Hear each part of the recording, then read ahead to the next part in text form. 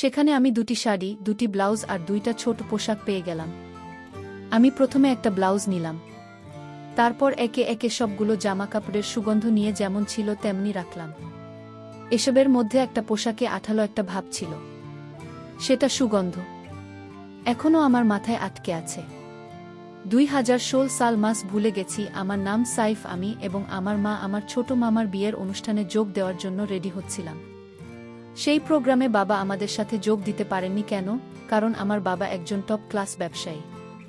ছোটবেলা থেকেই আমি তাকে মেশিন হিসেবে চিনি, কঠোর, শান্ত এবং ব্যবসা সম্পর্কে ভীষণ সিরিয়াস টাইপ ব্যক্তিত্ব তিনি। আমার মনে হয় তিনি শুধু একটি জিনিস জানেন, আর তা হলো টাকা। এই যে তিনি আমার ছোট মামার বিয়ের অনুষ্ঠানের মতো গুরুত্বপূর্ণ একটা প্রোগ্রাম-এ যোগ দিতে পারেননি, এখানেও তার ব্যবসায়িক ব্যস্ততাই কারণ। যাই হোক, আর কোনো উপায় না পেয়ে আমরা মা ছেলে আমাদের পরিবারের হয়ে প্রোগ্রামে যাওয়ার সিদ্ধান্ত নিলাম। আমরা বরপক্ষ আর মা তো বোন। তাই অনুষ্ঠানে না এলে খারাপ দেখায় কি আর করা। আমার নানির বাড়ি আমাদের বাসা থেকে একটু দূরে। আমরা প্রোগ্রাম-এর 2 দিন আগে সেখানে যেতে চেয়েছিলাম, কিন্তু শেষ পর্যন্ত আমরা তা করতে পারলাম না আমার পরীক্ষার কারণে। তাই আমাদের সরাসরি যাত্রা করতে হলো। হলুদের দিন মনে আমরা যেদিন যাব সেদিনই হলুদ। আমরা সেখানে পৌঁছালাম বিকেল 3টায়। আমার বড় মামা এবং তার স্ত্রী, আমার অন্য খালারা সবাই আমাদের দেখে খুব খুশি হলো। আদর আপ্যায়ন চল। আমি এদিকে আমার কসিনদের সাথে কথা বলতে ব্যস্ত হয়ে পড়লাম, আর অন্যদিকে মা অন্যান্য আত্মীয়দের সাথে কথা বলতে। অনুষ্ঠান শুরু হবে সন্ধ্যা 7:30। সাধারণত আমরা সবাই জানি যে হলুদ প্রোগ্রাম সন্ধ্যার পরে শুরু করার কথা বলা হয়, তবে শেষ পর্যন্ত এটি রাত 8টার পরে শুরু হয় এবং রাত 1টা পর্যন্ত চলে। কোথাও কোথাও তো তা মধ্যরাত পর্যন্ত চলতে থাকে। এবারও তাই ঘটেছে। যখন সন্ধ্যা 7টা বাজে তখন দেখলাম আমার খালা মামিরা রেডি হতে ব্যস্ত হয়ে গেলেন। যেহেতু আমরা ছেলে, তাই রেডি হতে একটু কম সময় লাগে। আমরা ছেলেরা কিন্তু রেডি। আমি আমার ফেসবুক অ্যাকাউন্ট ব্রাউজ করছিলাম এবং মাঝে মাঝে অন্য কসিনদের সাথে কথা বলছিলাম। ওরা আমার বয়সের কাছাকাছি। আমাদের একটা কমন পরিচয় হলো, আমরা সবাই বিশ্ববিদ্যালয়ের ছাত্র। অন্য 3টি রুম ছিল পরিবারের সদস্যের, বিশেষ করে মহিলা সদস্যের পরিপূর্ণ। সবাই রেডি হতে ব্যস্ত। সাধারণত হলুদ প্রোগ্রামে ড্রেস কোড হয় হলুদ শাড়ি, আবার কখনো কখনো লাল বা হলুদ রঙের সংমিশ্রণ সহ কোনো পোশাক বা স্যুট আমাদের ড্রেস করছিল। সাদা পায়জামার সাথে ডিপ পার্পেল পাঞ্জাবি এবং মহিলাদের জন্য হলুদ শাড়ি। প্রায় 8:15 বাজে, এখনও তাদের পুরোপুরি রেডি হওয়ার নাম গন্ধ না থাকায় আমি বিরক্ত হয়ে যাচ্ছিলাম এবং সিগারেট খাওয়ার প্যারা ফিল করলাম। তাই গোপনে বিডি টানতে ছাদে গেলাম। ছাদ থেকে আমি ওই বিল্ডিংটা দেখতে পাচ্ছিলাম যেখানে হলুদ ফাংশন হবে। এই তো নানুদের বাসার 2 বাসা পরেই। ধূমপান করতে করতে নিজের ভাবনার ভিতর হারিয়ে গেলাম। একটা গোপন কথা বলি, আমার একটা অভ্যাস আছে, এমন একটি অভ্যাস যা আমাকে ফেটিস হিসেবে বর্ণনা করতে পারে বা অন্যভাবে দেখলে আমাকে পারভার্ট হিসেবে বর্ণনা করতে পারে। সেটা হলো আমি কখনই কোনো ফাংশন মিস করি না, বিশেষ করে যদি সেটা বিয়ের অনুষ্ঠান হয়, নতুন মেয়েদের সাথে নতুন অভিজ্ঞতা বা কখনো কখনো চান্সে ডান্স মারা। এগুলো বিয়ের প্রোগ্রামে বেশি হয়। কিন্তু এছাড়াও যে ব্যাপারটা আমাকে আনন্দিত করে তোলে তা হলো বারান্দাগুলোতে ধুমারা বা ঘরের কোণে যেখানে ওয়াশিং মেশিন রাখা সেখানটায় ঘুরে ফেরা করা। আর এই কাজটা আমি অবশ্যই গভীর মধ্যরাতে করি, যখন সবাই প্রোগ্রামের ধকল শেষে আরাম করে ঘুমাচ্ছে। ভাবছেন কেন? আমি বলে দিচ্ছি, প্রোগ্রাম শেষে বাসায় ফেরা রমণীদের চেঞ্জ করে রাখা ওইসব জামা কাপড় সাধারণত বারান্দা বা সেই জায়গা রাখা হয়। যেহেতু সবাই ক্লান্ত এবং অবসন্ন, তারা গভীর ঘুমে মগ্ন। এই থাকে আমি নিজেকে কিছু মন মাতানো মুহূর্ত উপহার দিতে পারি। সেটা হলো আমি তখন ওই মুহূর্তে সেই খুলে রাখা কাপড়গুলো থেকে ঘ্রাণ নিতে ভালোবাসি। প্রোগ্রামের ঝক্কি ঝামলা পার করবার একটা নিশান সেই ড্রেসগুলোর গন্ধে বেশ স্পষ্ট থাকে। এটা আমার কাছে সত্যিই বিশেষ কিছু। একের পর এক সিগারেট টানতে টানতে তাই ভাবছিলাম আজ রাতে কিভাবে কি করব। আমি পরিকল্পনা করছিলাম। হঠাৎ আমার এক ছোট মামাতো ভাই ছাদে এসে আমাকে বলল, আপনি এখানে? ভাই, আন্টি আপনাকে খুঁজছেন, তারা তো রেডি, নিচে অপেক্ষা করছে। আমি সিগারেটটা ফেলে দিয়ে ওদের সাথে নিচে চলে এলাম। আমার সব খালা এবং মামিদের হলুদ শাড়িতে খুব আকর্ষণীয় লাগছিল।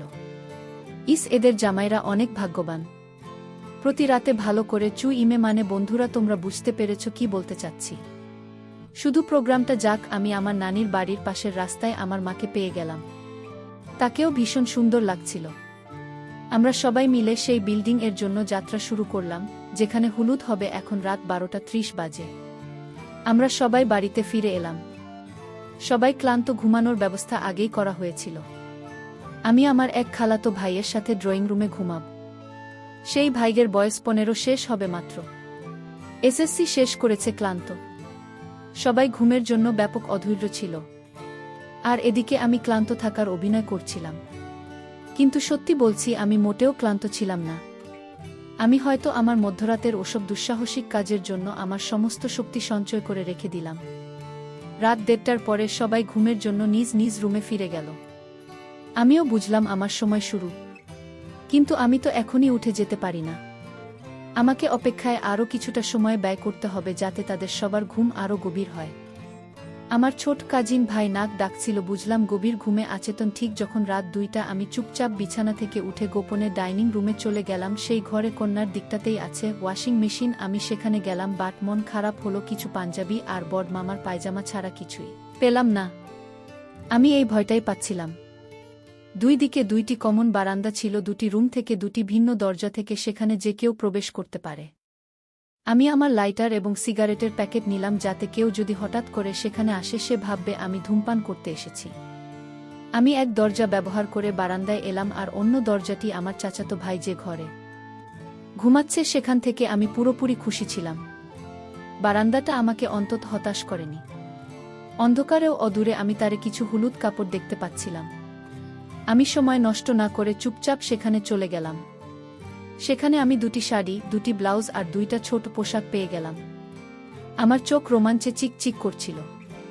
আমি প্রথমে একটা ব্লাউজ নিলাম। আমি সহজেই বুঝতে পেরে গেলাম যে এটি এমন একজনের ছিল যে কিছুটা চিকেন। আমি একে একে সবগুলো জামাকাপড়ের সুগন্ধ নিয়ে যেমন ছিল তেমনি রাখলাম। বন্ধুরা, ইউটিউবে নিয়মের কারণে বিস্তারিতভাবে বলতে পারলাম না কিসের সুগন্ধ নিয়েছি। তোমরা যদি বিস্তারিতভাবে জানতে চাও তাহলে কমেন্টে দেওয়া ওয়েবসাইট থেকে একদম খোলামেলা গল্প শুনতে পারো। গল্পে ফিরে আসা যাক। সব কিছুর সুগন্ধ নিয়ে আমি বেডে ফিরে এসে খুব শান্তির একটা ঘুম দিলাম।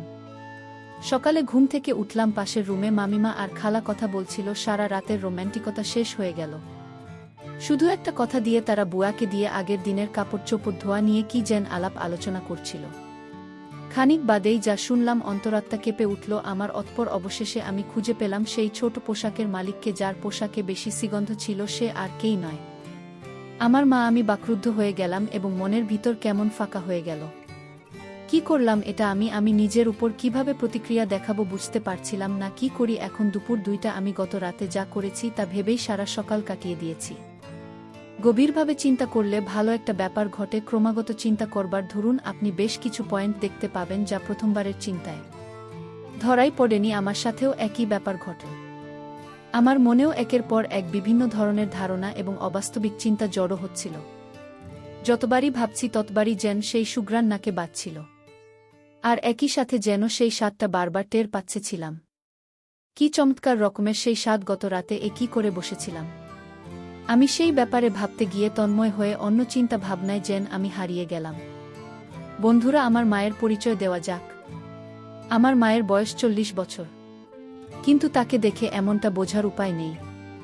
গায়ের রং ফর্সা। ঘরে সাধারণত বেশিরভাগ সময় তিনি সালোয়ার কামিজি পরেন, আর কোনো প্রোগ্রাম থাকলে প্রোগ্রামের ড্রেস কোড যাই হোক না কেন তিনি শাড়ি পরবেন, এটা মাস্ট। সুন্দর গভীর চোখ, তার সাথে মিলিয়ে সুন্দর পিখাল নাক এবং তার ঠিক পরেই উপস্থিত ঠোঁট। তার ঠোঁটের সবচেয়ে সুন্দর ব্যাপার হলো তার ঠোঁটে একটা তিল আছে। মায়ের উচ্চতা 5 ফুট 2 ইঞ্চি। হালকা একটু মেদ আছে। বাবা সাংঘাতিক ব্যস্ত রকমের বিজনেসম্যান হওয়ায় হয়তো বা মাকে বেশি সময় দিতে পারে না। সুতরাং বয়স 40-এর কোঠায় চলে গেলেও এখনও যুবতী মনে হয়। মা বাসায় শাড়ি পরলেও এখন অনুষ্ঠান ছাড়া খুব একটা পরেন না। বাসায় থাকলে এখন তিনি উজ্জ্বল কালারের কোনো না কোনো সালোয়ার কামিজি পরে থাকেন। আজ এইসব জিনিস আমার মনে আসতো না, যদি না আমি গতকাল রাতে সেই অভিজ্ঞতা পেতাম। বারবার একটা চিন্তা মাথায় আসছিল যে গতকাল কেন সে এতটা ভিজেছিল। কি হয়েছে যে মায়ের পোশাকের ওখানে ভেজা ছিল? কিছু কারণ তো অবশ্যই আছে, কারণ ছাড়া তো কিছুই হয় না। আমার প্রশ্ন হলো, কেন? একবার আমি ভেবেছিলাম মা হয়তো বাবাকে অনেক মিস করছেন এবং সেই মিসের ফলাফল সেটা। তারপর আবার আমার মন বলল, অন্য কারণও তো থাকতে পারে। প্রোগ্রাম চলাকালীন কেউ কি কিছু করেছিল নাকি? অন্যরকম রাখছিল। আমাকে খুব দ্রুত পরিকল্পনা করতে হবে। কিভাবে আমি এই রহস্যের সমাধান করব সেটা ভাবতেই হবে, এবং তার জন্য আজকে রাতেও একটা অ্যাডভেঞ্চার আবশ্যক। আজ আমার মামার বিয়ের দিন, আজ আরও একটি ফাংশন হবে। মা এবং অন্যান্যরাও আজ রেডি হবে, নতুন কোনো সাজে নিজেদের তুলে ধরবেন আমাকে। আজ রাতেও তার ছোট পোশাক চেক করতে হবে। পেতেও তো পারি আরও কোনো বিষয়।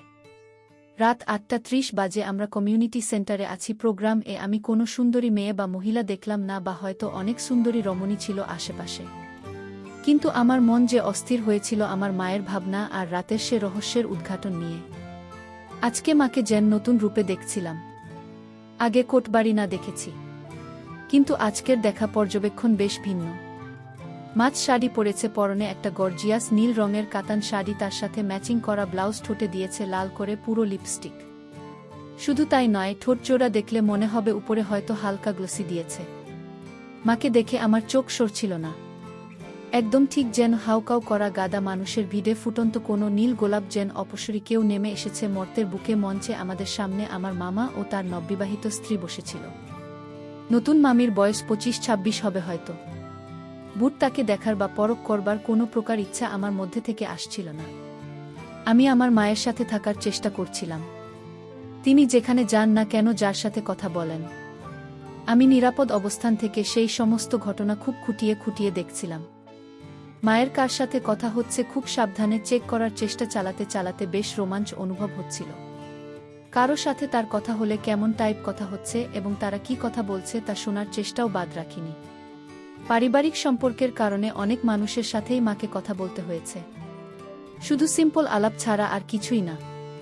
এই ধরুন তাদের অবস্থা সম্পর্কে জিজ্ঞাসা করা, বাচ্চাদের আদর করা, বাসায় আসার ইনভাইট দেওয়া, এসবই চলছিল। হঠাৎ এক সমস্যার উদয় হলো।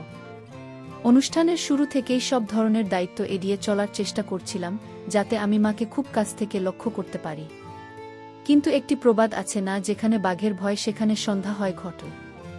তাই আমার এক খালা আমাকে নিচে যেতে বললেন এবং কোনোভাবে কিছু পানের ব্যবস্থা করতে। পান নাকি শর্ট পড়েছে, অতিথিরা খাবার দাবার শেষে একটু পানের খিলি মুখে দিয়ে খোশ গল্পে মেতে ওঠেন, এমনটা তো দেখাই যায়। কি আর করার, অগত্যা তার কাছে থেকে কিছু টাকা নিয়ে আমাকে লক্ষ্মী ছেলের মতো পানের সন্ধান করতে নিচে নেমে যেতে হলো। রাস্তায় এসে দেখলাম পান পাওয়া যাবে এমন কোনো ঝুপড়ি টাইপ দোকান নেই বললেই চলে। এদিকে আমার মনে হাজারো ভাবনার ভিড় জমে আছে। কি ঘটছে সেখানে, আমার মা কার সাথে কথা বলছেন এখন, তার কি কিছু হচ্ছে? সবচেয়ে গুরুত্বপূর্ণ চিন্তাটা হলো যে লোকটিকে। যদিও আমি নিশ্চিত ছিলাম না যে আমি আগের রাতের মতো আজ রাতেও ফলাফল কিনা, তবে আমি আশা করছিলাম যেন পাই। পান হাতে নিয়ে কমিউনিটি সেন্টারে ফিরে যেতে আমার 30 মিনিট লেগে গেল। আমি পানের ব্যাগটা আমার খালার হাতে দিলাম এবং মাকে খুঁজতে লাগলাম। তাকে কোথাও দেখছিলাম না। বুকের ভিতরটা কেমন যেন করে উঠছিল। আমি কি কিছু মিস করেছি? হয়তো হ্যাঁ, আমি সেই ব্যক্তিকে মিস করেছি যে খুব ভাগ্যবান আমি তার ফেসটা দেখতে হয় পারলাম না, মিস করে ফেললাম। আমার মনে এরকম অনেক চিন্তাই থেকে থেকে ঘুরপাক খাচ্ছিল। আমি আমার বড় মামাকে কাছে পেয়ে জিজ্ঞেস করলাম, মামা মা কোথায়? সে বলল, আমি তো ঠিক বলতে পারছি না বাবা, জানি না আপা কোথায় আছে, কিন্তু তাকে তো এখানেই ঠিক 5-10 মিনিট আগে দেখেছি। ওই তো ওখানে। ওই যে। আমার মামার হাতের ইশারা অনুসরণ করে আমি স্টেজের পাশে আমার মাকে দেখতে পেলাম। তিনি আর একজন মহিলার সাথে ছবি তোলার জন্য পোজ দিচ্ছিলেন। আমি সেই মহিলাকে চিনি, সে কান্তাখালা, আমার মায়ের স্কুল জীবনের বেস্ট ফ্রেন্ড। আমি ওনাদের কাছে গিয়ে কান্তাখালাকে সালাম দিলাম। যদিও সেই খালা আর আমার মায়ের বয়স একই ছিল, কিন্তু খালা দেখতে তার বয়সের চেয়ে বড়। মা আমাকে জিজ্ঞেস করলেন আমি কোথায় ছিলাম এতক্ষণ। আমি তাকে সব বললাম।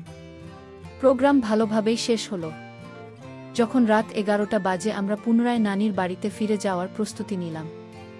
বাকি সময়ে আমি সন্দেহজনক কিছু দেখলাম না, কিন্তু ফেরার পথে মাকে একটু অফ মনে হলো। জিজ্ঞেস করতেই বলল, খুব নাকি মাথা ধরেছে, বাসায় গুয়ে যত তাড়াতাড়ি সম্ভব শুয়ে পড়বে। আমি মনে মনে খুশি হলাম। মনে মনে বললাম, হ্যাঁ তুমি ঘুমাও, তুমি ডিপ একটা ঘুম দিলেই তো আমার কাজের সুবিধা হবে। রাতের বেলার চেকিং অ্যাডভেঞ্চারের কথা মনে হতেই ভিতরে ভিতরে আনন্দ হচ্ছিল। রাত বাজে 2:30। সবাই অত্যন্ত টায়ার্ড, সুতরাং যে যেখানে জায়গা পেয়েছে সেখানে পড়ে পড়ে ঘুম, গভীর ঘুমের তলানিতে হারিয়ে গেছে। এখন তারা পুরো বাড়িটা নিস্তব্ধ, একমাত্র জেগে আছি। আমি এক হাতে সিগারেট, অন্য হাতে ছোট পোশাকটা ধরে আছি। আজ মা পুরো সময় ধরে পরা ছিল শাড়ির নিচে, শুধুমাত্র কালাপটা গত দিনের তুলনায় ভিন্ন। বাকি সবকিছুই সেম। একটা জিনিস খেয়াল করেছি, মা মাত্র 3.5 অথবা 4 ঘন্টার মতোই এটা পড়ছে প্রোগ্রামের জন্যে। কিন্তু এই অল্প সময়ের মধ্যে এটাই কি যে এক মারাত্মক ঘ্রাণ! আজও এটাই ভেজা ভাবটা পেয়েছি। এর মানে হলো প্রোগ্রামে আমি যখন নিচে পান আনতে গিয়েছিলাম ওই সময় কিছু না কিছু ঘটেছে। মনে মনে খালাকে বকতে লাগলাম, না, এভাবে হবে না, অন্য কিছু অবলম্বন করতে হবে। কিন্তু কি করা যায়? কিছুটা ভাবতেই মাথায় একটা বুদ্ধি এল, আর তাতেই আমার চোখ চকচক করছিল। আজকের দুপুরের দিকে বড় মামিকে এমনটা বলতে শুনেছিলাম। আচ্ছা আপা, আপনি ফেসবুক ইউজ করেন না কেন?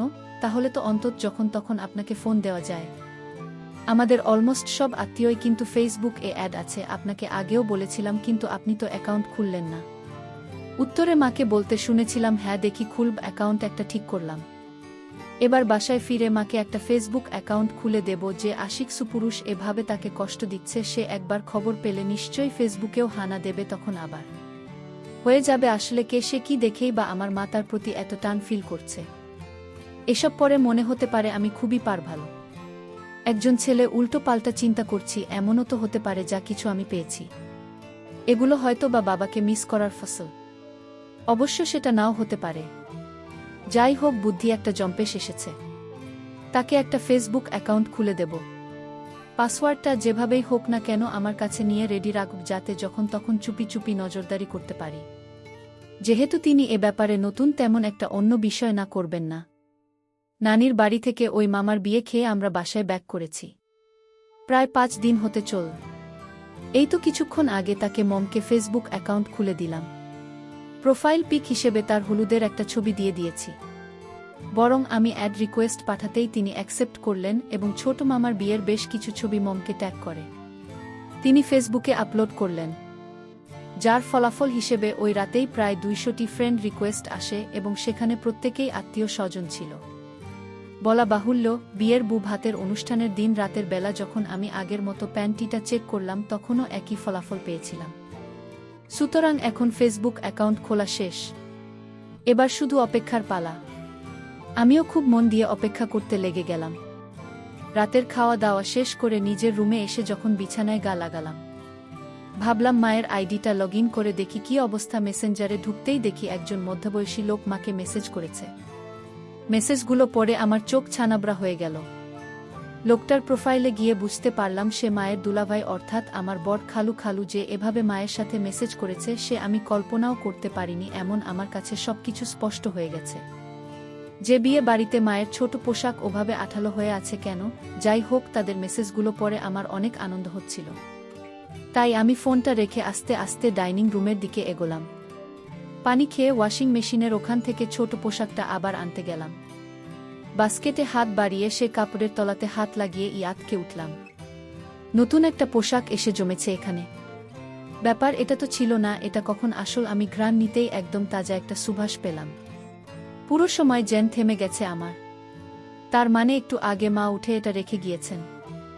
আমি গর্বে বুক ফুলিয়ে সেটা নিয়ে আমার রুমে হাঁটা দিলাম। সুগন্ধ নিতে নিতে ঘুমিয়ে পড়লাম। মাঝরাতে কেন জানি আমার ঘুম ভেঙে গেল।